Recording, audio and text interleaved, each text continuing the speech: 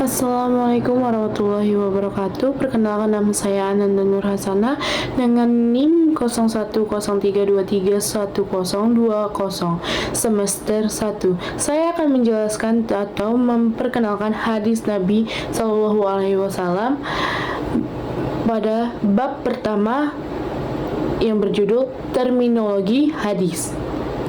A. Hadis. Secara etimologi, hadis merupakan bentuk masdar yang berarti komunikasi, cerita, percakapan, konteks, sejarah, peristiwa, dan kejadian aktual. Penggunaan kata dalam bentuk kata sifat objektif mengandung arti 1. Al-jadid, yaitu sesuatu yang baru. 2. Al-khobar, yaitu berita ataupun yang dicakapkan atau dipindahkan dari seseorang ke orang lain. 3. Al-qorib, sesuatu yang dekat menurut M.M. Az-Zami, menggunakan kata hadis dari sudut kebahasaan dalam Al-Quran ini antara lain 1. Religius pesan atau Al-Quran sebagaimana terdapat dalam Quran surah Al-Zumar ayat 23. 2. Cerita duniawi atau kejadian alam pada umumnya sebagaimana terdapat dalam Quran surah Al-An'am ayat 68. 3. Cerita sejarah atau historical series sebagaimana terdapat dalam Quran surah At-Taha ayat 9. 4. Rahasia atau percakapan yang masih hangat sebagaimana terdapat Quran surah At-Tarim ayat 3. Secara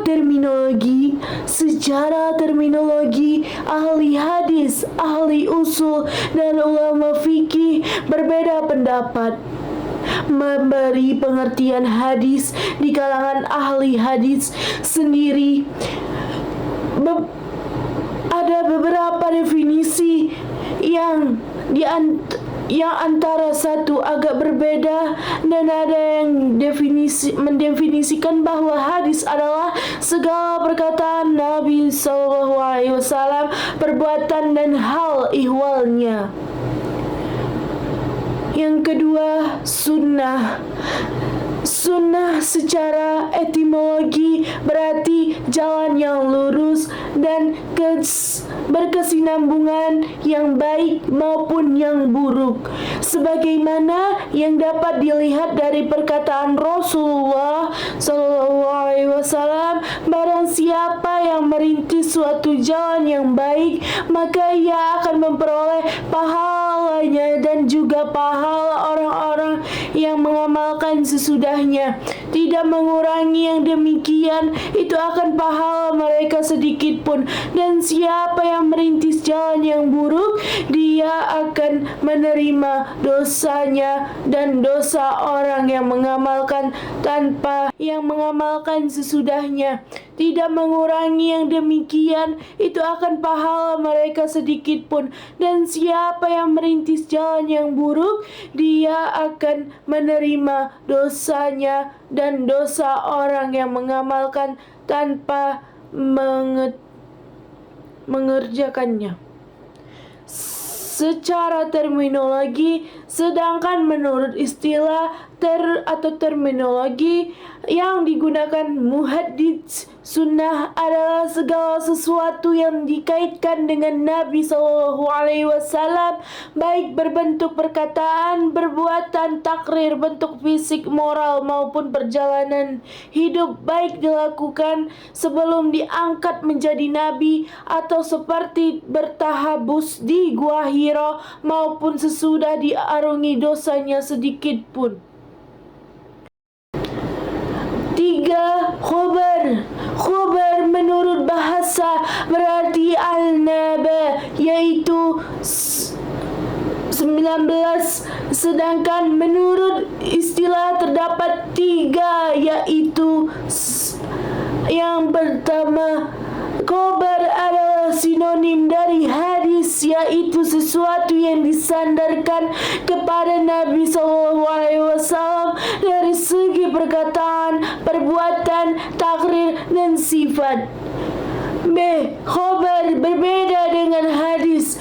Hadis adalah sesuatu yang berasal dari Nabi, sedangkan khobar adalah berita yang datang dari selain Nabi atas dasar muhaddisin. Sedangkan mereka yang berkecimpung dalam kegiatan sejarah sejenisnya disebut khabarili. C. Khobar lebih umum dari hadis. Hadis adalah sesuatu yang berasal dari Nabi, sedangkan khobar adalah sesuatu yang datang dari Nabi atau dari selain Nabi atau orang lain. Mendapatkan ini maka seseorang ahli hadis atau ahli al-sunnah. 4. Ansor secara etimologi berarti baqiyat al-syai', yaitu sisa atau peninggalan sesuatu, sedangkan pengertian secara terminologi ada 2 pendapat. Yang pertama adalah sinonim dari hadis, yaitu segala sesuatu yang berasal dari Nabi Muhammad SAW.